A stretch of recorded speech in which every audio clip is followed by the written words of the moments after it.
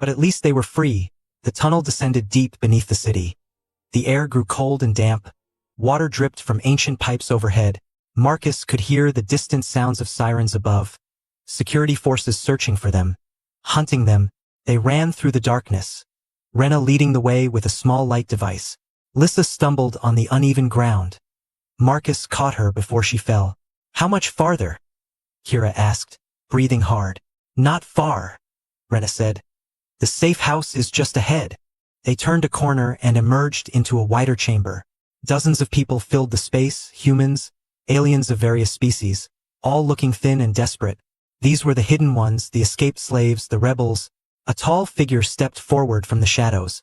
The distortion fell away, revealing a scarred alien with deep green skin and mechanical implants replacing his left arm. "SYNN," Marcus said, recognizing the voice from their earlier communication. "Marcus Chen," SYNN replied. "You made quite an entrance. Destroying the Grand Assembly was not subtle." "I didn't destroy it," Marcus protested. "Your people planted those bombs. To create chaos, not to kill," SYNN said. "And it worked beautifully. Half the noble houses are in disarray. Security forces are searching the wrong districts, and you've become the most wanted person on Sathar." He gestured to a flickering holographic display. Marcus's face appeared, along with Lissa and Kira. "Wanted for treason, terrorism, destruction of government property," SYNN read. "The reward is 5 million credits, dead or alive." Lissa's hand found Marcus's. "What have we done?" she whispered. "What needed to be done?" SYNN said firmly. "For too long, we've hidden in shadows, striking small targets, freeing a few slaves at a time. But you, Marcus, you've given us something we never had before." "What's that?" Marcus asked. "A symbol," SYNN said. "A noble who rejected his power, who chose freedom over wealth, who stood in front of the council and said no. People are talking about you everywhere. Even slaves who've never thought about rebellion are asking questions." Rena stepped forward. "The files you had are spreading across the networks," she said excitedly. "We're releasing them in waves. Every hour a new revelation. The nobles can't suppress it all fast enough." She pulled up news feeds from across the sector. Headlines scrolled past. "High Counselor Thane accused of bribery and murder. Sathari slave system under galactic scrutiny. Human noble sparks revolution." Marcus felt overwhelmed. "I just wanted to do the right thing," he said. "I didn't plan any of this. The best revolutions are never planned," SYNN said. "They happen when one person refuses to accept injustice anymore." A commotion at the far end of the chamber interrupted them. A group of refugees pushed through, carrying someone injured. "Medic!" someone shouted. "We need a medic now." Marcus recognized some of the refugees. They were workers from his mining facilities. "What happened?" he demanded, moving toward them. A middle-aged alien with blue skin looked up, his eyes widening when he saw Marcus. "Master Marcus," the alien said. "They came for us after you freed us. The council sent security forces, said we were stolen property. They started arresting everyone, shooting anyone who resisted." The injured person was a young human woman, barely conscious, blood soaked through makeshift bandages on her shoulder. "We tried to escape," the blue alien continued. "Some of us made it to the tunnels, but many didn't. They recaptured at least 300 workers, took them to the detention centers." Marcus felt rage and guilt mixing inside him. "This is my fault," he said. "I freed you and they punished you for it." SYNN grabbed Marcus's shoulder. "No," he said firmly. "This is the council's fault. They chose violence, not you. All you did was give people a choice." Lissa knelt beside the injured woman, examining her wound. "This needs proper medical attention," she said. "She's losing too much blood." Kira was already moving, gathering supplies from a medical kit. "I can stabilize her," Kira said, her engineering mind shifting to problem-solving mode. "But we need better equipment." SYNN called over a rebel medic. Together, they worked on the injured woman. Marcus felt helpless, watching people suffer because of his choices. The blue alien approached him again. "Master Marcus," he said. "I'm Torvin. I worked in your refinery operation for 7 years, under Jathik. We lived in fear every day. Beatings, accidents, friends dying." He gripped Marcus's hand. "When you took over, things changed," Torvin continued. "Small things at first, better food, shorter hours, actual safety equipment. We started to hope. Tears formed in his eyes. Then you freed us, Torvin said. For one day, one beautiful day, we were free. Even if the council recaptured us tomorrow, we had that day, you gave us that. But now you're hunted, Marcus said. You're in danger because of me. We were always in danger, Torvin said. At least now we're in danger fighting for something that matters. Other refugees gathered around. They all had similar stories. Families separated by the slave trade. Children sold to pay debts. Lives destroyed by a system that treated people as property. Marcus realized something. This wasn't just about him anymore. This was bigger than his guilt or his desire to do right. This was about thousands of people who deserved freedom. Eswanen, Marcus said, turning to the rebel leader. What's your plan? What's the endgame here? Eswanen pulled up a holographic map of Sathar. The files you provided are damaging, but not enough, he explained. The nobles will weather the scandal, pay some fines, sacrifice a few scapegoats, but the system will continue. He zoomed in on a building near the center of the capital city. This is the Central Archive, Eswanen continued. It contains all official records of the slave trade, ownership documents, transaction histories, everything. If we can access it and broadcast the full scope of their operations, the Galactic Council will have no choice but to intervene. How do we access it? Kira asked, studying the layout. That's the problem, Eswanen said. The archive is in the most secure building on the planet, biometric locks, armed guards, AI security systems. We've tried 3 times to breach it, lost good people each time. Marcus studied the map carefully. What about someone who has legitimate access? He asked. Only the highest-ranking nobles have access, Eswanen said. And none of them would help us. Marcus smiled grimly. I'm a high-ranking noble, he said. Technically, I never formally renounced my titles. I just refused the dominance oath. According to Sathari law, I still have access rights until the council officially strips them. Lissa's eyes widened. That's insane, she said. You're the most wanted person on the planet. You can't just walk into the Central Archive. She's right, Eswanen agreed. Security would arrest you the moment you appeared. Unless they don't recognize me, Marcus said. He gestured to his face. Kira, can you create a disguise? He asked. Something that would fool facial recognition. Kira's mind was already working. Prosthetic skin overlay, she said. Thermal masking to confuse heat signatures, holographic projection for the cameras. Yes, I can do it, but it will take time. How much time? Marcus asked. 6 hours, maybe 7, Kira said. Eswanen shook his head. Too risky, he said. Even with a perfect disguise, you'd need authorization codes, security clearances, a dozen things that could go wrong. Do you have a better plan? Marcus challenged. Eswanen was silent. I didn't think so, Marcus said. Kira, start building the disguise, Eswanen. I need everything you know about the archive's security systems. Lissa grabbed his arm. Marcus, please, she said, her voice breaking. We just escaped. We just found each other. Don't throw your life away on a suicide mission. Marcus pulled her close. If we don't do this, he said gently, the council will hunt us forever. They'll recapture everyone who escaped. They'll make examples of them, torture them, kill them to send a message. He looked into her violet eyes. I can't live with that, Marcus said. Can you? Lissa closed her eyes, tears streaming down her blue cheeks. No, she whispered.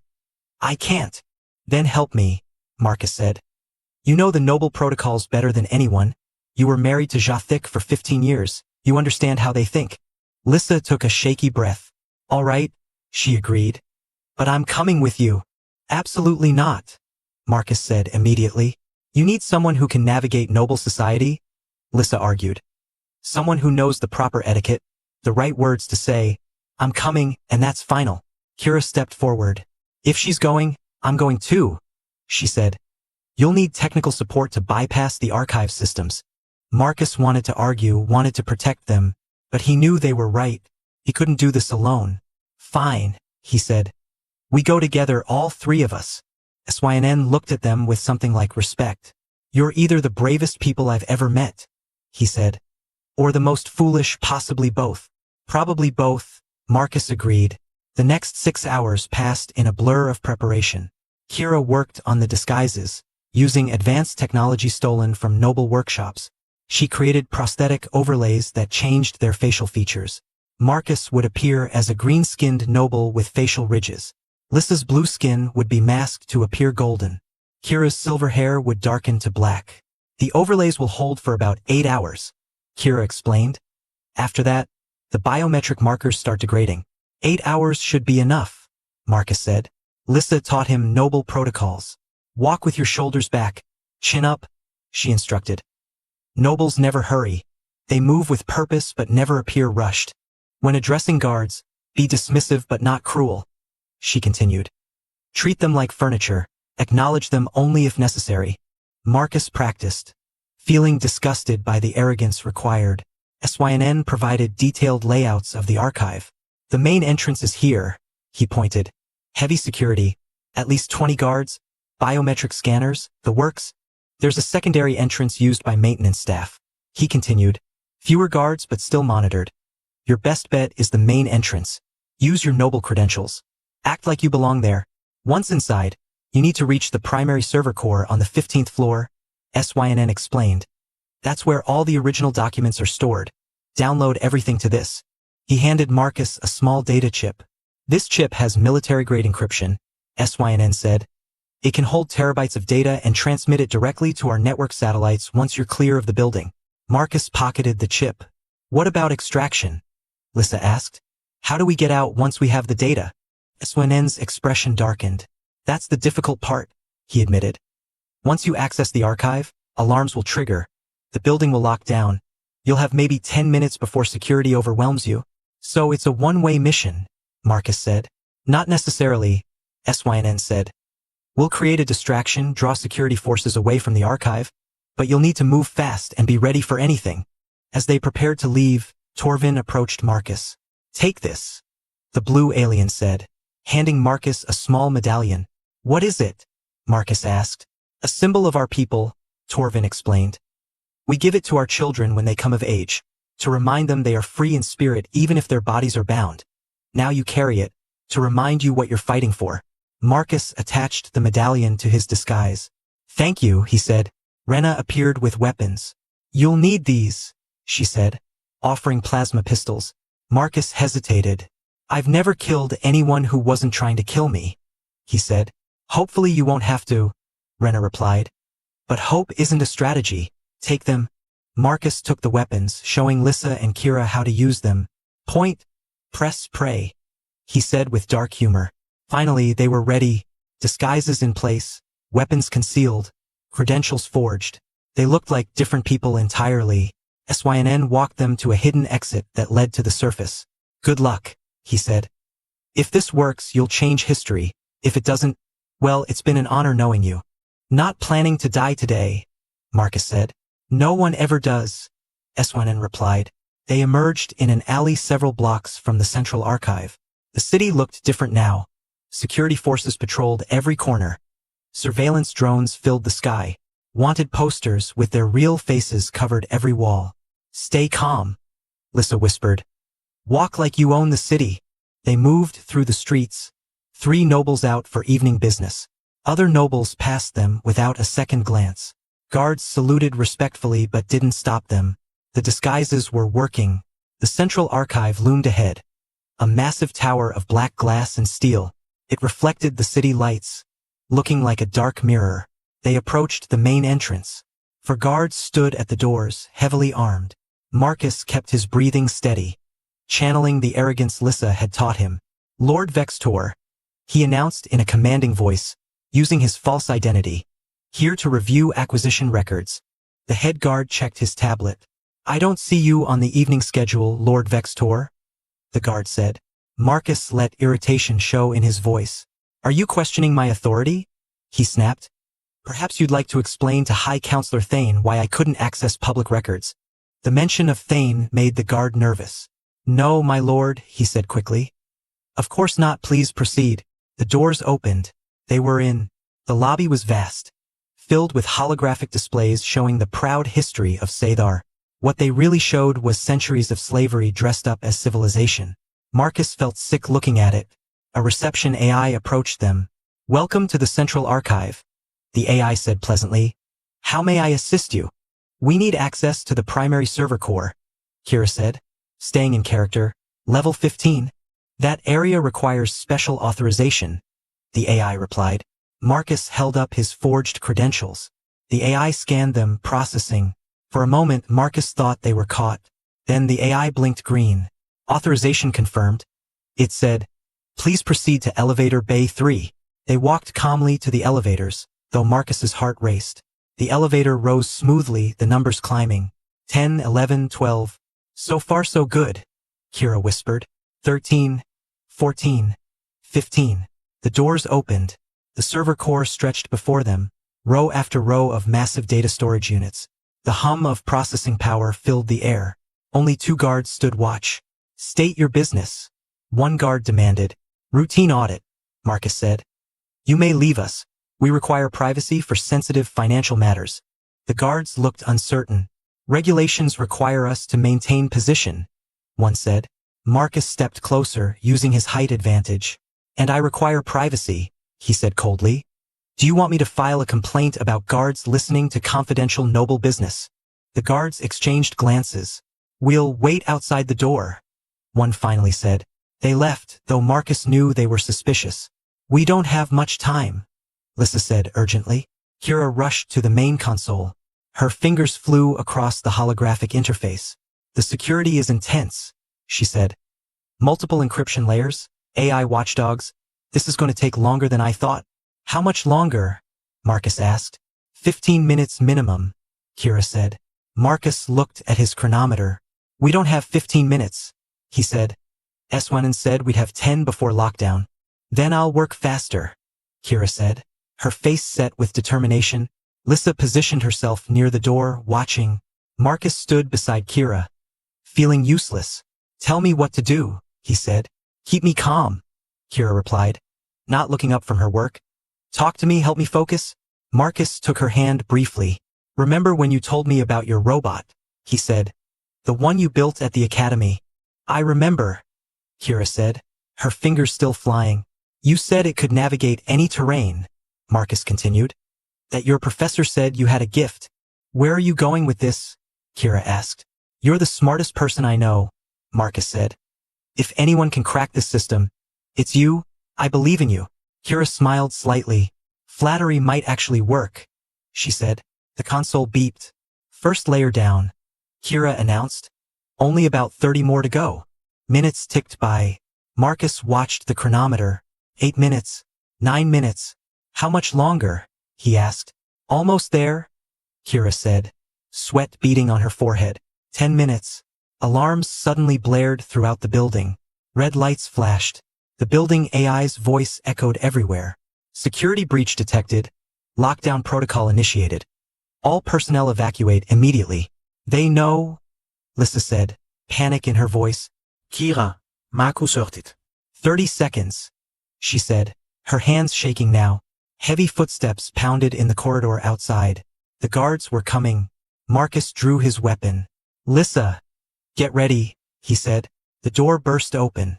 Not just the 2 guards from before, but a dozen security forces. They raised their weapons.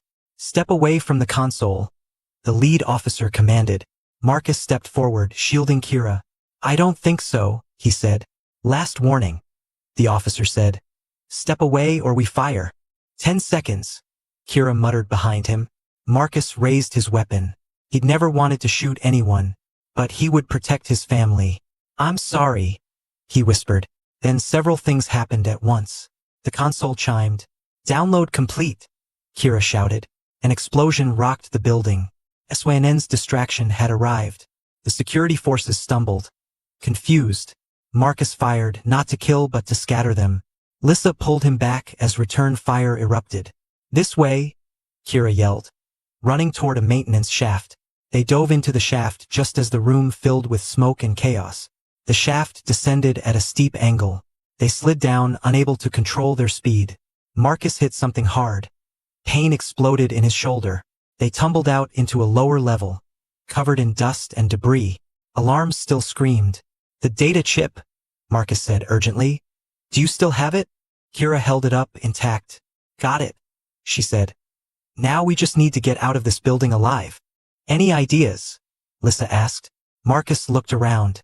They were in a sub-basement, Water pipes overhead. Darkness everywhere. Down, Marcus said.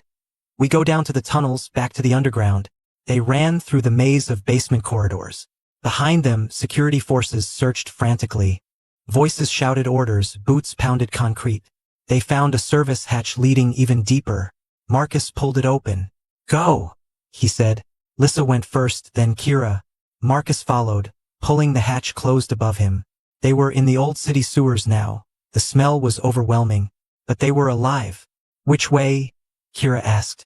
Marcus tried to orient himself based on SYN's maps. West, he said. Toward the industrial district, there's a safe house there. They moved through the darkness, using Kira's light device sparingly. Hours passed. The sounds of pursuit faded. Finally, they emerged in an abandoned warehouse. SYN was waiting with a dozen rebels. You did it, he said, amazed. You actually did it. Marcus handed him the data chip. Every record, he said. Every transaction, every crime, everything. SYN looked at the chip like it was the most precious thing in the universe. This changes everything, he whispered. Rena rushed forward. We need to broadcast immediately, she said. Before they can stop us. SYN nodded. Get it to the satellite uplink, he ordered. Maximum distribution, every network, every planet. I want the entire galaxy to see this. As the rebels worked, Marcus collapsed against a wall. Lissa and Kira sat beside him. All three of them were exhausted, injured, terrified.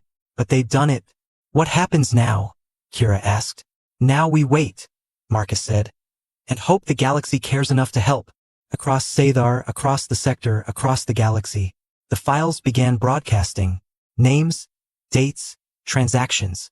Proof of atrocities on a scale never before documented. The slave trade of Sathar laid bare for all to see. And in the warehouse, 3 people who'd started as master and slaves, but had become something more, held each other and waited for the storm to break. The galaxy exploded with outrage. Within 12 hours of the broadcast, every major news network across 100 worlds was covering the story. Marcus, Lissa, and Kira sat in the cramped safe house, watching the holographic displays as their actions rippled across civilized space. A human reporter from Earth stood outside the Galactic Council headquarters. The documents released from Sathar reveal a systematic slave trade operation spanning 3 decades, she said, her voice grave, implicating over 200 noble families, 17 trade guilds, and shockingly, 3 members of the Sathari ruling council.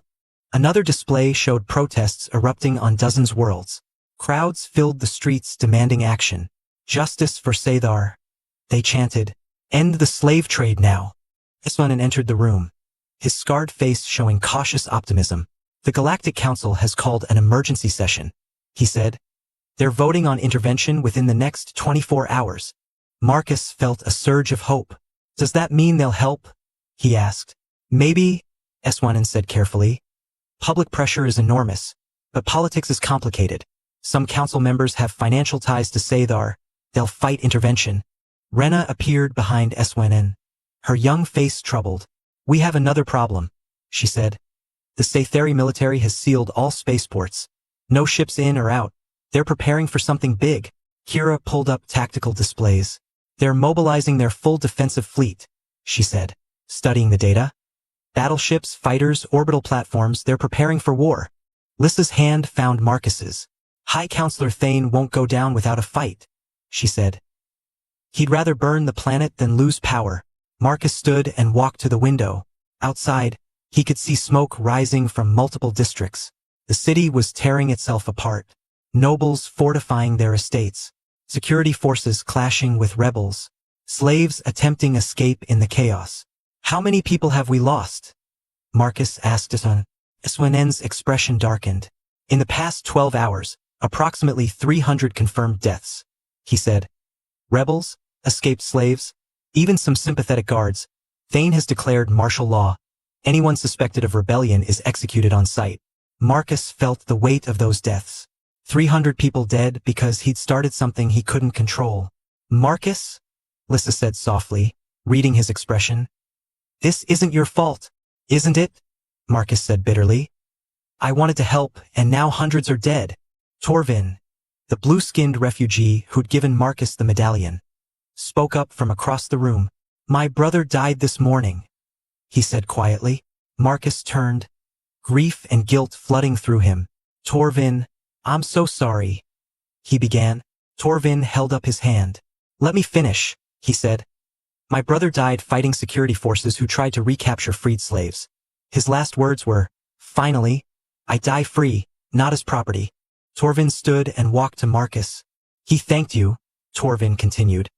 With his dying breath, he thanked the human who gave him 1 day of freedom. Don't you dare dishonor his sacrifice by taking responsibility for Thane's cruelty. Other refugees nodded in agreement. We chose this, a young woman said. We chose to fight. An elderly alien added. Marcus felt tears forming. Before he could respond, the building shook. Explosions echoed across the city. Kira rushed to the tactical display. The noble estates, she said. They're being bombed, multiple strikes, coordinated attack. SYNN's communicator crackled to life. All units, this is command. A voice said urgently. Thane has launched strikes against his own nobles. He's eliminating anyone who might surrender to galactic forces. He's gone completely insane. The room fell silent. He's willing to destroy everything rather than lose, Lissa whispered. Marcus made a decision. We need to stop him, he said. How? Eswanen asked. Thane is locked in the council fortress. It's the most heavily defended building on the planet. We'd need an army to breach it. Marcus thought hard. What if we don't need to breach it? He said. What if we get him to come out? Why would he do that? Rena asked. Marcus looked at Lissa and Kira. Because I'll offer him what he wants most, Marcus said. Me? Absolutely not, Lissa said immediately. It's a trap, Kira agreed. Of course it's a trap, Marcus said. But it's our trap, we control the terms. He turned to SYNN. Can you broadcast a message directly to the council fortress? Marcus asked. Yes, SYNN said slowly. But Marcus, this is suicide. Not if we plan it right, Marcus said. Thane wants to make an example of me, to show the galaxy that rebellion doesn't pay. His ego won't let him refuse a public confrontation. He began outlining a plan. It was risky, probably insane, but it might work. 30 minutes later, Marcus stood before a camera. His disguise was removed, showing his real face. The broadcast would go out across the entire planet. High Counselor Thane, Marcus said, looking directly into the camera. I am Marcus Chen, the human you've been hunting.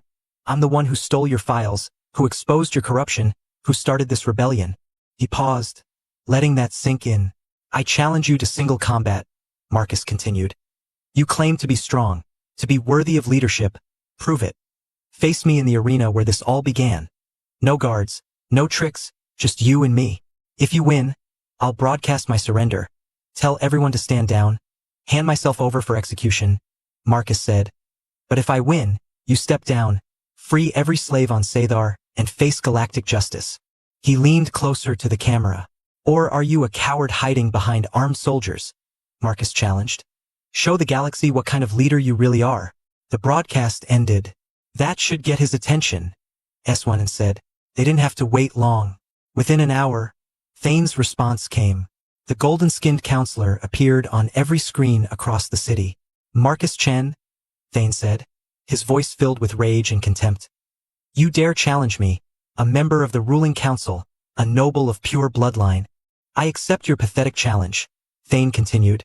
Tomorrow at midday, in the Grand Arena, I will crush you personally, and your broken body will remind the galaxy what happens to those who defy the natural order. The broadcast ended. Marcus let out a breath he'd been holding. He took the bait, he said. Now comes the hard part, Eswanen said. Keeping you alive long enough to reach the arena. That night, Marcus couldn't sleep.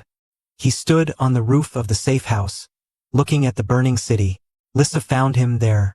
You should be resting, she said. Tomorrow you'll need all your strength. I keep thinking about everyone who's died, Marcus said. Everyone who'll die tomorrow if this doesn't work. Lissa wrapped her arms around him from behind. You've carried this burden alone long enough, she said. Let us help you carry it. Kira joined them on the roof. We've been talking, Kira said. Lissa and we've made a decision. What decision? Marcus asked. We're not letting you fight Thane alone, Lissa said firmly. The challenge was for single combat, Marcus protested. Then we'll be in the crowd, Kira said. Watching, ready to help if things go wrong. Marcus wanted to argue, wanted to protect them, but he knew that look in their eyes. They'd made up their minds. All right, he agreed. Together like always. Together, they said. The next morning arrived too quickly. Marcus prepared in the safe house. He had no armor, no special equipment, just his body, his mind, and his determination. SYNN approached with a small group of rebels. We'll create a corridor to the arena, he said. Protect your route. Make sure Thane doesn't ambush you before the fight. Thank you, Marcus said. Torvin appeared, carrying something wrapped in cloth. For you, he said, unwrapping it to reveal a simple blade. Not fancy, not high-tech, just good steel. This was my grandfather's, Torvin explained. He used it to win his freedom 50 years ago, before the laws changed and freedom became illegal. Carry it with honor. Marcus accepted the blade reverently. I will, he promised. The journey to the arena felt surreal. Thousands of people lined the streets. Rebels, freed slaves, sympathetic citizens. They cheered as Marcus passed. Chun, Chun, Chen, they chanted. But Marcus also saw fear in their eyes. If he lost today, Thane would slaughter them all. The grand arena loomed ahead, the same place where Marcus had killed Jathic, where he'd killed Vraxis. Now it would host the fight that would determine the fate of an entire world. As they approached the entrance, Marcus saw something unexpected. Ships in the sky, not Scytheri vessels, but sleek diplomatic craft. The Galactic Council, Lissa said, recognizing the insignia. They've sent observers. Indeed, as Marcus entered the arena, he saw a special viewing box had been set up. 3 Galactic Council representatives sat there, a human woman, an insectoid alien, and a crystalline being. They would witness what happened here. The arena was packed beyond capacity. 50,000 beings filled every seat. Half were nobles, hoping to see Marcus die. Half were common people, slaves and workers, praying for his victory. Marcus walked to the center of the fighting circle. The sand beneath his feet was fresh, clean. No bloodstains from previous fights. They'd made it pristine for this moment. Across from him, the main gate opened. High Counselor Thane emerged.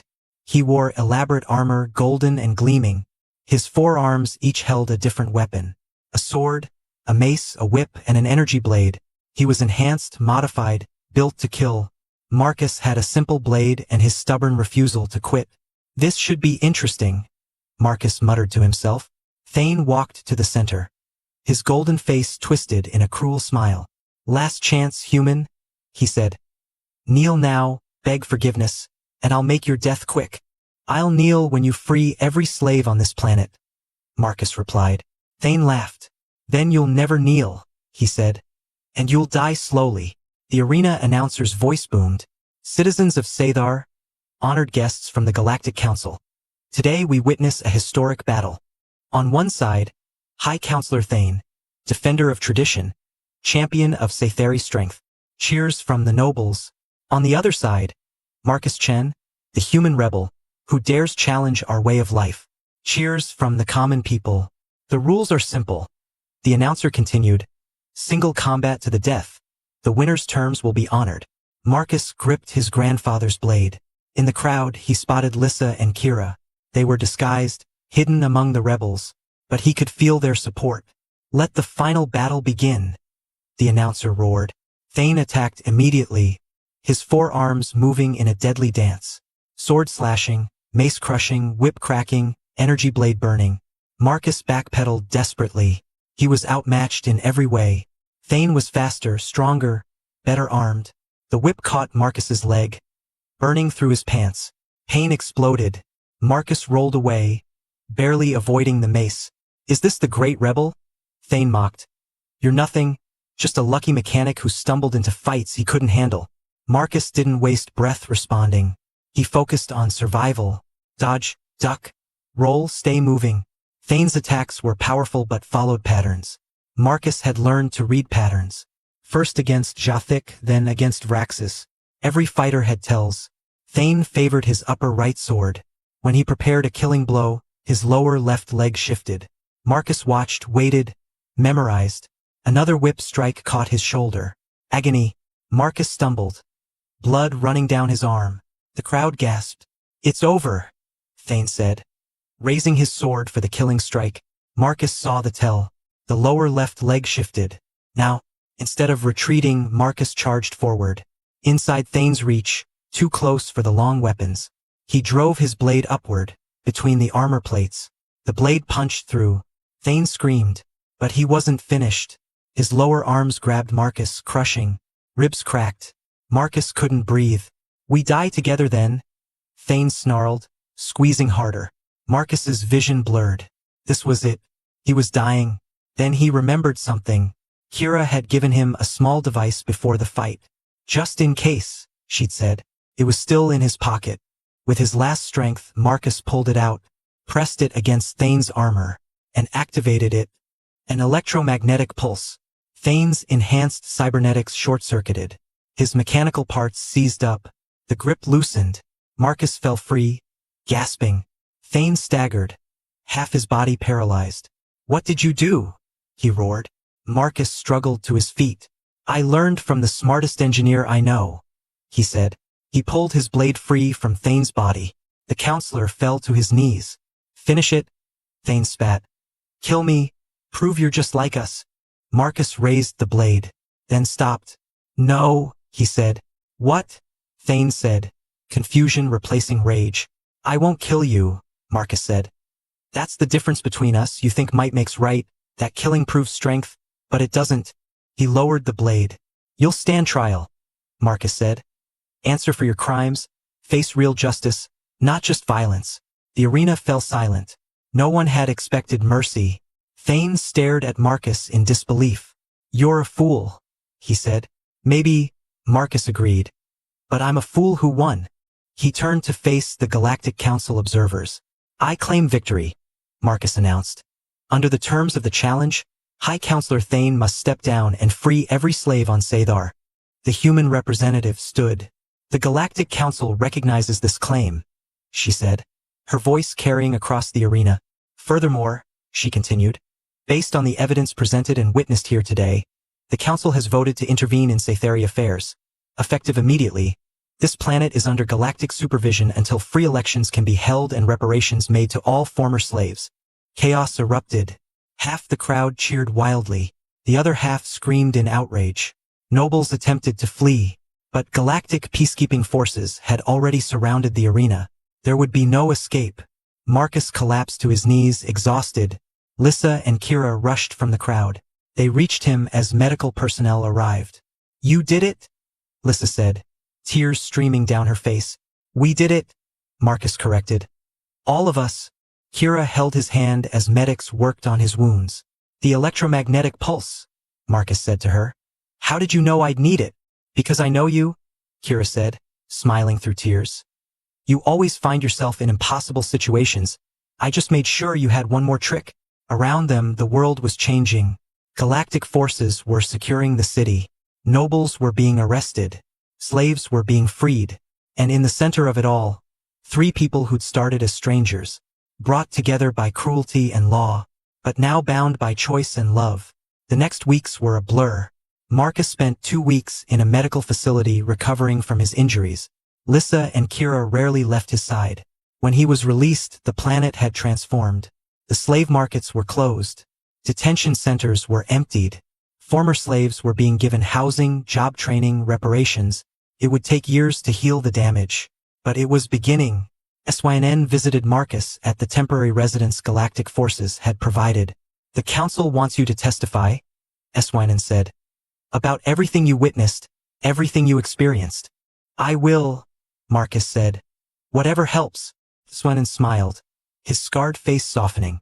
"You know, when I first heard about you, I thought you were just another noble playing games," he admitted. "I was wrong. You gave us hope when we had none. I just did what anyone would do," Marcus said. "No," SYNN said firmly. "Most people wouldn't. That's what makes you special." After SYNN left, Torvin arrived with a group of former workers. "We have something for you," Torvin said. They presented Marcus with a beautifully carved wooden plaque. On it were inscribed thousands of names. "These are everyone who was freed because of what you started," Torvin explained. "We wanted you to know, to remember, that your actions mattered." Marcus accepted it with trembling hands. "Thank you," he whispered. 6 months later, Marcus stood with Lissa and Kira on a balcony overlooking the transformed capital city. The Galactic Council had kept its word. Free elections had been held. A new government was forming, including representatives from the former slave population. Reparations were being paid. Justice was being served. "What do we do now?" Kira asked, watching the sunset. "Whatever we want," Marcus said. "We're free, truly free." Lissa leaned against him. "I've been thinking," she said. "About Earth. You promised to show us coffee." Marcus laughed. "I did promise that," he agreed. "And I want to see the academy where you studied engineering," Marcus said to Kira. "Meet your family if they'll see us." Kira's eyes filled with tears. "They would love to meet you," she said. "Both of you, I sent them a message last week. They apologized for selling me, said if they could take it back. Then we'll visit," Marcus said. "Show them you're happy, successful, free." "But first," Lissa said, pulling out a small box. She opened it to reveal 3 simple rings. "On my homeworld, these symbolize eternal bonding," she explained. "Not ownership, but partnership, equals choosing to stay together." She looked at Marcus and Kira. "I want to choose you," Lissa said. "Not because any law forces me, but because I love you both. Will you choose me?" Kira took a ring, slipping it on. "I choose you," she said. Marcus took his ring. "I choose you both," he said. "Always." They stood together, 3 beings from different worlds, brought together by the worst circumstances, but finding something beautiful anyway. Below them, the city celebrated. Free elections, free people, free lives. It wasn't perfect. There was still poverty, still inequality, still pain. But it was better, and it would keep getting better, because enough people had chosen to fight for something better. Marcus thought about his journey, from a simple mechanic to an accidental gladiator, from a reluctant master to a rebel leader, from isolation to family. "You know," he said to Lissa and Kira, "I spent 6 months as a slave wishing I could go back to my old life, my simple cargo ship job, my freedom. Do you still wish that?" Lissa asked. Marcus looked at them, at the rings on their fingers, at the transformed world below. "No," he said honestly, "because that old life didn't have you in it, and I wouldn't trade you for anything." Kira kissed him. "Good answer," she said. Lissa laughed, the sound light and free. "So where do we go from here?" she asked. Marcus thought about it. "Anywhere we want," he said. "The galaxy is open to us now. We can see Earth, visit Kira's homeworld, explore Lissa's floating cities, or, they prompted, "Or we stay here," Marcus said. "Help rebuild. Make sure this freedom we fought for actually lasts." Lissa and Kira exchanged glances. "You want to stay on the planet that enslaved you?" Kira asked. "I want to stay where we're needed," Marcus said. "Where we can make a difference. Besides, it's not the planet's fault. It was the people in power, and they're gone now." "He has a point," Lissa said. "We could start a school," Kira suggested. "Teach engineering, give former slaves real skills. I could work on political reform," Lissa added. "Help build a government that actually serves everyone. And I could—" Marcus paused. "Actually, I have no idea what I'd do." They laughed. "You'll figure it out," Kira said confidently. As the sun set completely, stars emerged in the alien sky.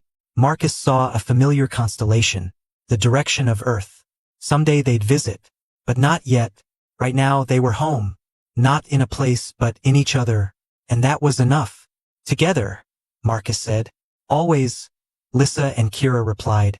In the city below, a child asked her mother a question. "Mother," who was Marcus Chun. The mother smiled. "He was the man who taught us that freedom isn't given," she said. "It's chosen every day, by every person who refuses to accept injustice." "Was he brave?" the child asked. "He was terrified," the mother replied. "But he did what was right anyway. That's what real bravery is." The child thought about that. "I want to be brave like that," she said. "Then you will be," the mother said. "That's the gift he gave us, the freedom to choose who we become." And across the planet, in thousands of homes, similar conversations happened. Stories of the human who refused to be a master, of the wives who chose freedom over safety, of the rebels who risked everything for change. These stories would be told for generations. Reminders that systems can be changed, That cruelty isn't inevitable. That one person's choice to do right can inspire millions. On the balcony, Marcus felt the weight of the medallion Torvin had given him. He pulled it out, looking at it in the starlight. A symbol of freedom in spirit. Now also freedom in reality. He thought of everyone who died to make this possible. The workers who'd fought security forces. The rebels who'd sacrificed themselves creating distractions. Torvin's brother who'd died free. We owe them everything, Marcus said quietly. Then we live well, Lissa said. We build something worthy of their sacrifice. We make sure it wasn't for nothing, Kira added. Marcus nodded. That was the burden and the gift. To carry forward, to build better, to never forget. The three of them stood together as the night deepened, planning their future, dreaming their dreams, no longer bound by chains of law, but connected by choices of the heart. And somewhere in the city, someone began to sing, an old slave song now transformed. We are the ones who broke our chains. We are the ones who bore the pains.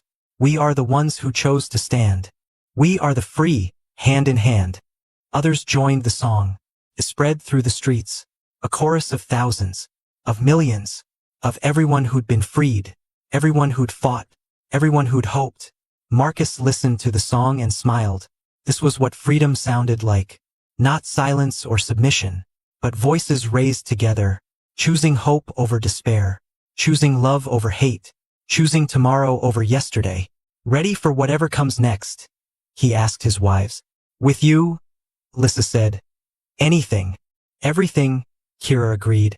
And as the song filled the night sky, three souls who'd found each other in darkness stepped forward into light, together, always together,